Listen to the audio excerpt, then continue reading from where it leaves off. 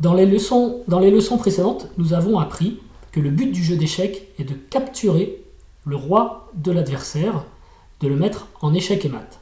En conséquence, il est très important de placer son propre roi à l'abri et d'en prendre soin pendant toute la partie pour éviter de se trouver soi-même en échec et mat. Je vais donc vous parler maintenant dans cette vidéo du roc et du petit roc, qui sont deux coups spéciaux qui permettent de mettre son roi à l'abri rapidement sous certaines conditions. Imaginons le début d'une partie où les blancs joueraient leur pion central de 2 cases, de sorte à pouvoir libérer le fou et la dame. Les noirs peuvent très bien faire un autre mouvement, ils en ont le droit, on fait comme on veut. Je vais déplacer rapidement les pièces pour vous montrer plusieurs choses. Imaginons que les cavaliers sortent maintenant. Ok. D'ailleurs, j'aurais pas eu besoin de m'occuper des pièces noires, peu importe. Ok, voilà. Et je voulais arriver à ce moment. En fait, ce que je vous montre ici, c'est que les blancs ont sorti toutes leurs pièces, c'est ce qu'on appelle le développement, et leur roi est toujours au centre de l'échiquier, où il peut être vulnérable. Il existe 2 coups particuliers qui permettent de mettre le roi à l'abri et de centraliser les tours, le petit roc et le grand roc. En fait, le roi va partir d'un côté de l'échiquier ou de l'autre, en dehors de sa marche habituelle, dans le cadre de ces coups qu'on appelle roc et petit roc, en une fois pour se mettre à l'abri.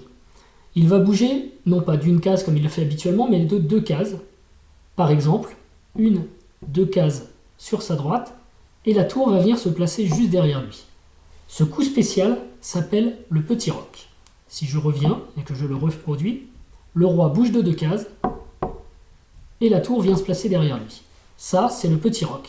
Le bénéfice du petit roc est multiple. Le roi est à l'abri, derrière une barrière de pions, il n'est pas exposé sur les lignes centrales, la tour va pouvoir rentrer en jeu au centre, elle, par contre, et avec ses 3 pions et un cavalier devant, le roi dispose en quelque sorte d'un château pour se protéger, et les noirs vont devoir attaquer ce château s'ils veulent mettre les blancs en échec et mat.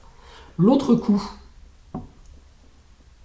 de l'autre côté, s'appelle le grand roc. Le roi bouge toujours de 2 cases, mais cette fois sur sa gauche, et la tour vient toujours se placer juste derrière lui. Ici, nous avons un grand roc. On retrouve à nouveau les 3 pions, le roi à l'abri avec un cavalier, et la tour à ses côtés. Le grand roc et le petit roc sont des coups très importants qui permettent donc, je l'ai dit, de mettre le roi à l'abri, mais qui ne sont pas toujours possibles. Pour que ce soit possible, il faut que le roi n'ait pas encore bougé. Si le roi a par hasard, dans la partie, bougé une fois, puis qu'il est revenu à sa place, il n'a plus le droit de faire le petit roc, il a perdu le droit de roquer, ni le droit de faire le grand roc. Il a perdu le droit de roquer s'il a bougé. De même, si une tour a bougé,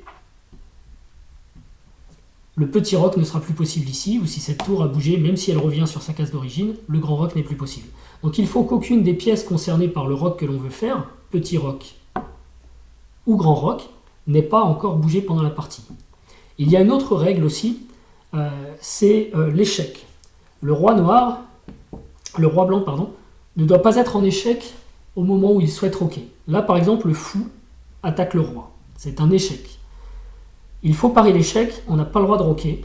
Donc il faut soit capturer cette pièce, mais là ce n'est pas possible, soit mettre quelque chose entre cette pièce et le roi, et du coup il n'y a plus d'échec et on va pouvoir roquer à nouveau. On aurait pu faire ça aussi, ou ça aussi, peu importe. Mais en tout cas, on interrompt l'échec, où le roi peut se sauver. Mais dans ce cas-là, il n'aura plus le droit de roquer puisqu'il a bougé. Donc si le roi est en échec, il ne peut pas roquer. Et autre cas de figure, si sur son trajet qui mène au petit roc, il se place en échec, et là vous voyez on a une tour qui attaque la case de destination du roi, il ne peut pas roquer. De même, si ici un fou, ou plutôt comme ça d'ailleurs, peu importe, ça ne change rien du reste, mais si une pièce contrôle une des cases, vous voyez peut-être pas bien le fou, je vais le mettre là, contrôle une des cases du trajet du roi, c'est un peu comme si, en effectuant son petit roc, il passait en échec, il n'a pas le droit, donc l'échec est impossible si une des cases du trajet du roi est interceptée. Par contre ici, il est tout à fait possible de faire le grand roc, puisque les cases sur lesquelles circule le roi pour se rendre dans son grand roc ne sont contrôlées par aucune des pièces noires. Voilà, ces deux coups donc très importants sont le petit roc et le grand roc que je vous ai présenté dans cette vidéo, et qui sont essentiels pour mettre le roi à l'abri.